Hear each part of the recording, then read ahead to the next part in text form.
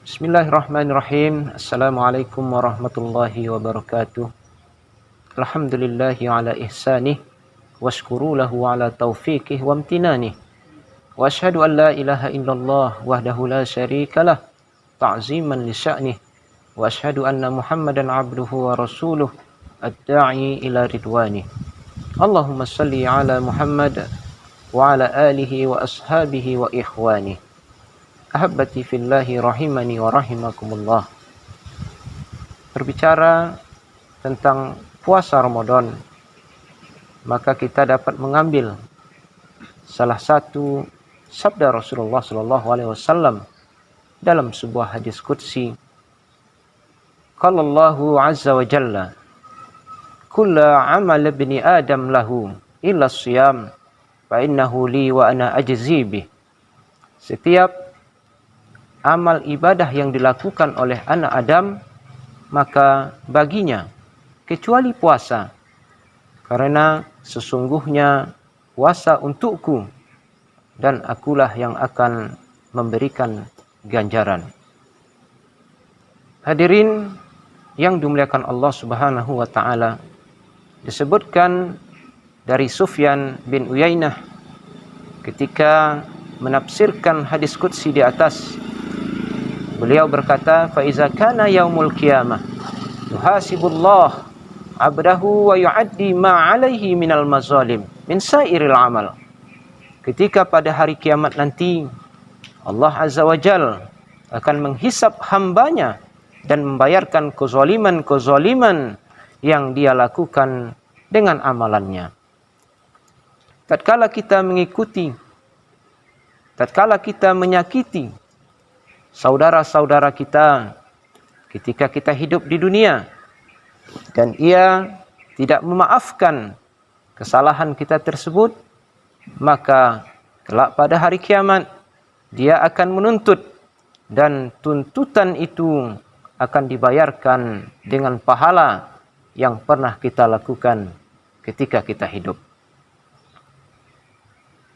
Maka disinilah Allah Subhanahu wa taala yang akan mengambil pahala-pahala yang pernah kita lakukan ketika seseorang umpamanya, si fulan pernah mencaci maki saya ya Allah, dan yang lain datang juga, si fulan pernah menggimbahi saya ya Allah, maka Allah Subhanahu wa taala akan mengambil pahala-pahala dari orang yang pernah melakukan kezaliman terhadap si fulan tersebut.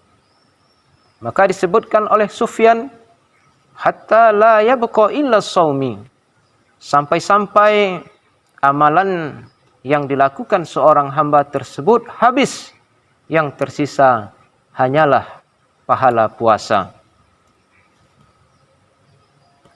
Udah, tinggal puasa amalannya yang tersisa. Amalan zikir habis, pahala salat musnah, pahala sedekah, haji habis. Tinggal yang tersisa hanyalah ibadah satu ini, yaitu ibadah puasa. Kemudian Sufyan bin Uyainah melanjutkan, fa yatahammalullahu azza wa jalla ma baqiya alaihi minal mazalim. Kemudian saat itu Allah Subhanahu wa taala melunasi tanggungan-tanggungan orang tersebut tanpa mengambil sedikit pun dari ibadah puasa. Kemudian Sufyan melanjutkan, wa yadkhilu bisyamil jannah. Dengan ibadah puasa itu Allah Subhanahu wa taala memasukkan seseorang yang pernah menzalimi orang lain tersebut ke dalam surganya Allah Subhanahu wa taala. Hadirin ahibbati fillahi rahimani wa rahimakumullah. Bagaimana kaum muslimin kalau seandainya orang ini tidak punya ibadah puasa? Orang ini tidak punya pahala puasa sama sekali. Misalkan ia tidak melakukan ibadah puasa ketika bulan puasa tiba, atau ia melakukan puasa namun ia tidak mendapatkan apa-apa dari puasa yang ia lakukan. yang ia dapatkan hanyalah misalnya lapar dan dahaga, maka pakai pahala apakah yang dapat dilunasi hutang-hutang kita tersebut?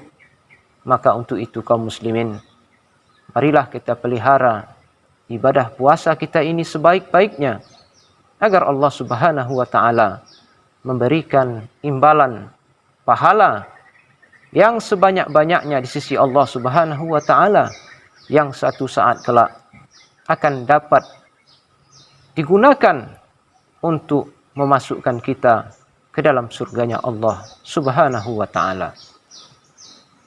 Inilah yang dapat saya sampaikan. Mohon maaf atas segala kekurangan. Ila liqa'i ma'as salamah bi'amalillah. Wassalamualaikum warahmatullahi wabarakatuh.